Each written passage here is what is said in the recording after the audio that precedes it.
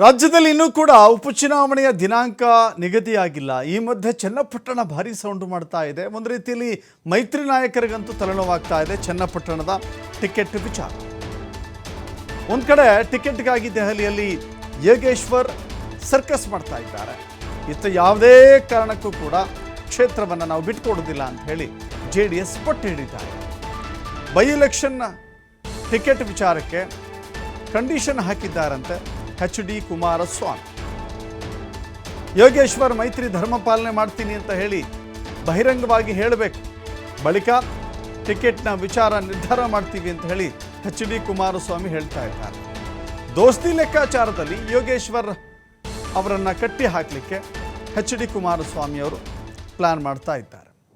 ವಿಚಾರ ಇಷ್ಟೇ, ಹೇಳಿ ಕೇಳಿ ಚನ್ನಪಟ್ಟಣ HD ಕುಮಾರಸ್ವಾಮಿ ಅವರು ಪ್ರತಿನಿಧಿಸ್ತಾ ಇದ್ದಂಥ ಕ್ಷೇತ್ರ. JDSನ ಕ್ಷೇತ್ರವಾಗಿದ್ದಂಥ ಚನ್ನಪಟ್ಟಣವನ್ನು ದೋಸ್ತಿಯ ಕಾರಣಕ್ಕಾಗಿ ಯೋಗೇಶ್ವರ್ಗೆ ಬಿಟ್ಟು ಕೊಡೋಕೆ ಆಗೋದಿಲ್ಲ. ನಮ್ಮ ಕ್ಷೇತ್ರವನ್ನು ನಾವು ಹೇಗೆ ಬಿಟ್ಟುಕೊಡೋಕ್ಕಾಗತ್ತೆ?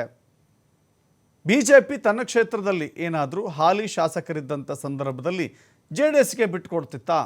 ಖಂಡಿತವಾಗೂ ಇಲ್ಲ. ಸೊ ಹೀಗಾಗಿ JDS ಕ್ಷೇತ್ರವನ್ನು JDSಗೆ ಕೊಟ್ಕೊಳ್ಬೇಕು. ಕುಮಾರಸ್ವಾಮಿಯವರಲ್ಲಿ MP ಆಗಿ ಕೇಂದ್ರ ಸಚಿವರಾಗಿದ್ದಾರೆ, ಹೀಗಾಗಿ ಅಲ್ಲಿ ಸ್ಥಾನ ತೆರವಾಗಿದೆ. JDSನಿಂದ ತೆರವಾದಂಥ ಆ ಸ್ಥಾನವನ್ನು ಭರ್ತಿ ಮಾಡೋದು JDSನಿಂದಲೇ, BJPಗೆ ಕೊಡುವಂಥ ಪ್ರಶ್ನೆ ಇಲ್ಲ ಅನ್ನೋದು HD ಕುಮಾರಸ್ವಾಮಿಯ ಸ್ಪಷ್ಟ ನಿಲುವು. ಈ ಮಧ್ಯೆ ಮೈತ್ರಿ ಪಕ್ಷಗಳಾಗಿರುವಂಥ JDS ಹಾಗೂ BJP ಮಧ್ಯೆ ಚನ್ನಪಟ್ಟಣದ ಫೈಟ್ ಮಾತ್ರ ಜೋರಾಗಿ ನಡೀತಾ ಇದೆ. ಇನ್ನು CP ಯೋಗೇಶ್ವರ್ ವಿಚಾರಕ್ಕೆ ಬಂದರೆ, CP ಯೋಗೇಶ್ವರ್ ಕೂಡ ಟಿಕೆಟ್ಗಾಗಿ ಆಕಾಂಕ್ಷಿ ಆಗಿದ್ದಾರೆ. ಅದು BJPಗೆ ಬಿಟ್ಟುಕೊಡಬೇಕು ಅನ್ನೋದನ್ನು ಒತ್ತಿ ಹೇಳ್ತಾ ಇದ್ದಾರೆ. ಅದಕ್ಕೆ ಕೆಲವಷ್ಟು ಕಾರಣಗಳನ್ನು ಕೊಡ್ತಾ ಇದ್ದಾರೆ ಸೈನಿಕ.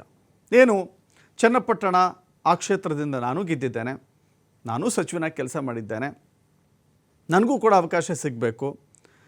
ದೋಸ್ತಿ ವಿಚಾರದಲ್ಲಿ ಅಥವಾ ಮೈತ್ರಿ ವಿಚಾರದಲ್ಲಿ ಲೋಕಸಭೆ ಚುನಾವಣೆಯಲ್ಲಿ ನಾನು ಅತ್ಯಂತ ಪರಿಣಾಮಕಾರಿಯಾಗಿ ಕೆಲಸ ಮಾಡಿದ್ದೇನೆ, ಹೀಗಾಗಿ ನನಗೆ ಟಿಕೆಟನ್ನು ಕೊಡಬೇಕು ಚನ್ನಪಟ್ಟಣದಿಂದ, ಅದಕ್ಕೆ ಕುಮಾರಸ್ವಾಮಿಯವರು ಬೆಂಬಲಿಸಬೇಕು, ಹೀಗಾಗಿ ಆ ಟಿಕೆಟನ್ನು ಕೊಡಲೇಬೇಕು ಅಂತ. ಜೊತೆಗೆ ನೋಡಿ, ಯೋಗೇಶ್ವರ್ ಒಂದು ಹೆಜ್ಜೆ ಮುಂದೆ ಹೋಗಿ ಟಿಕೆಟ್ ವಿಚಾರವನ್ನು ಮಾತನಾಡೋದು ಮಾತ್ರವಲ್ಲ, ಹೈಕಮಾಂಡ್ ನಾಯಕರನ್ನು JP ನಡ್ಡಾನ್ ಮೀಟ್ ಮಾಡಿ ಬಂದಿದ್ದಾರೆ. ಅಶ್ವಥ್ ನಾರಾಯಣ್, ಯೋಗೇಶ್ವರ್, ಆರ್ ಅಶೋಕ್ ಮತ್ತು ಅರವಿಂದ್ ಬೆಲ್ಲದ್. ಸೊ ಹೀಗಾಗಿ HD ಕುಮಾರಸ್ವಾಮಿ ಅವರು ಈಗ ಅಲರ್ಟ್ ಆಗಬೇಕು, ತಮ್ಮ ಕ್ಷೇತ್ರವನ್ನು ಉಳಿಸ್ಕೊಳ್ಬೇಕು ಅಂತ ಹೇಳಿ ನಾನಾ ರೀತಿಯ ಕಸರತ್ತನ್ನು ಮಾಡ್ತಾ ಇದ್ದಾರೆ.